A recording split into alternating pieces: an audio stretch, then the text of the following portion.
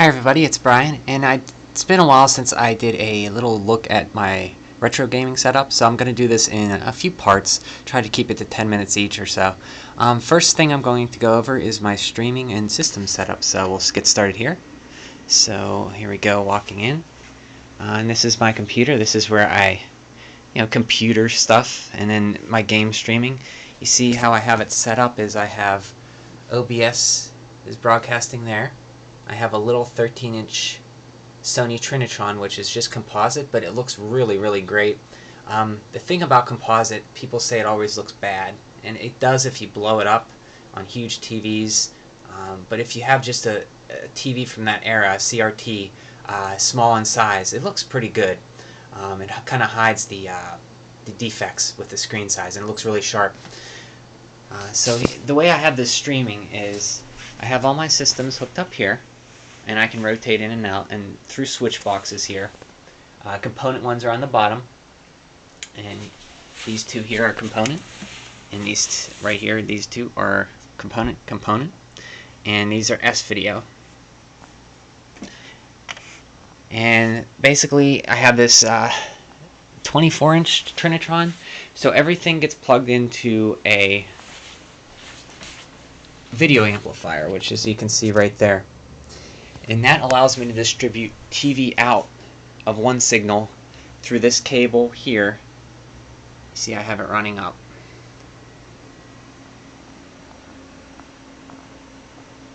Right there, here, over. And if I close this door here, you see the rest of it. There, you see there's two video outs, and that from the video amplifier, and that one of them goes into my video capture card. A cheap capture card does S-Video, and that will display for my OBS stream, and the other one goes into this great Trinitron I got for like $5 at a yard sale a while ago, a few years ago, and it's also displaying over here. So whenever I play a game, so right now I'm playing Super Ghouls and Ghosts here, it's displaying. There's virtually no lag. So when I start the game here,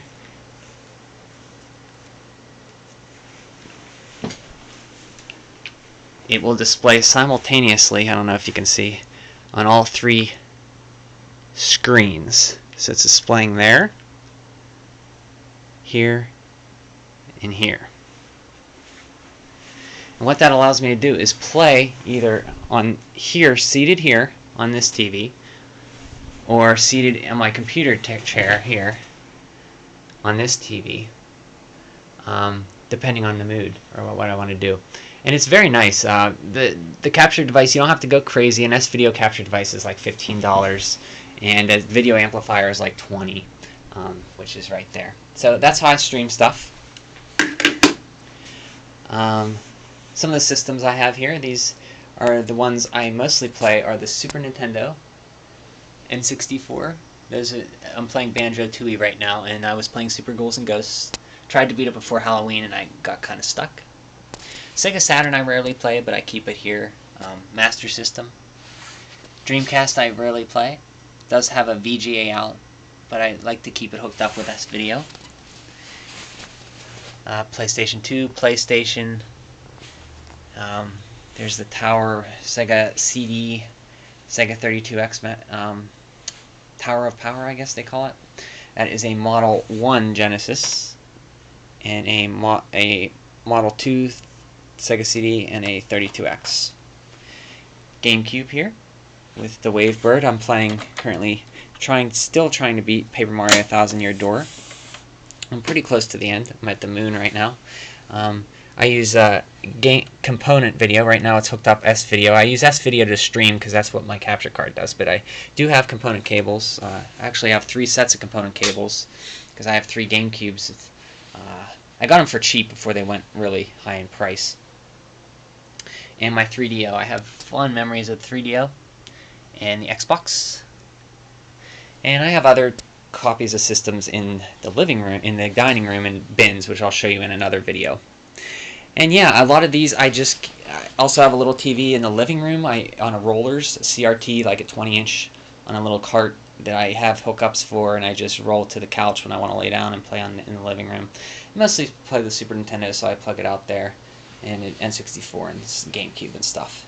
Here's my Wii. I keep it back here, and I haven't transferred my Virtual Console games on the Wii from the Wii to the Wii U because I just haven't felt the need. The Wii has 240p output. The emulators are pretty much better than the Wii U emulators. The Wii U emulators look a little dark for some reason, and they don't output true 240p, from what I understand. So, pretty much wrapping up here. I'll just go over my computer here. Nothing bad. I think I built this in 2008 or 9. It's relatively old, but it is quad-core, 8 gigabytes of RAM, DDR2, so it's kind of old, but it gets the job done. I don't play high-demanding PC games, and it saves me on cost. And just my amplifier here, by some just simple stereo speakers. Scanner here, which I scan to RF generation a lot. When I get new games or stuff, I like to scan the box art games up to RF generation. If you're not familiar with RF generation, they're a great site where you can collect, keep tabs on your collection, and it has a mobile app too that you can highlight your, look at your collection. And if you're out and about and you see a game and you don't know if you have it, you can check it out on your smartphone. And just some Club Nintendo posters. Up in the corners, I have like these little 4x6 frames at Walmart for $1, and I just print on photo paper 4x6 some cover art of N64, Super Nintendo, and NES games, and plot them out and hang them up. They make good decoration on the tops of my room. You see, I have some of my Nintendo Power posters up here. Since I was a kid, I held on to those.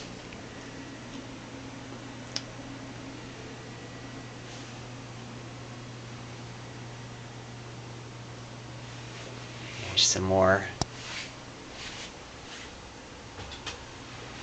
Here's some more 4x6 framed art I like. Little Mermaid, underrated game, Little Mermaid. Easy but fun. Super Nintendo prints. I just have them all around the room here. They make good borders and stuff. And then these two pictures I love. They're Super Mario Bros. 3 and Super Mario World, two of my most influential and important games in my life. Not my favorites, but they are some of the more important games for me. I like Super Mario World in particular, and I recently beat that with a friend. Got all 96 exits. It was a real blast. And I'll just go over in the closets in this video. I'll go over the games in another video. In here is just computer parts. In those binders, let me shine a light if you can see. In those binders there is just software I've got over the years, and stuff, just loose stuff like that. Some motherboard boxes up there. An old Texas Instrument calculator my dad gave me. He had since he was a kid in the 50s and 60s. That's like an extra terabyte hard drive. This is an electronic duster, which is very good. An evac duster that blows out dust from your computer. I take it out once a year and dust it.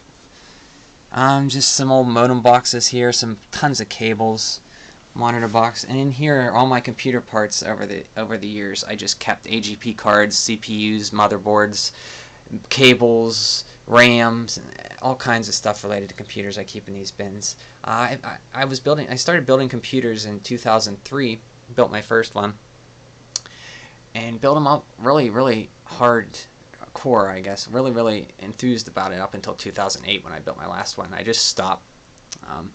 But I like to keep the old parts because they cost quite a bit. So that's what's in that. See this great Rob the Robot Nintendo poster that came in the early action sets. And this is a 1990s Play It Loud campaign poster. It's really cool.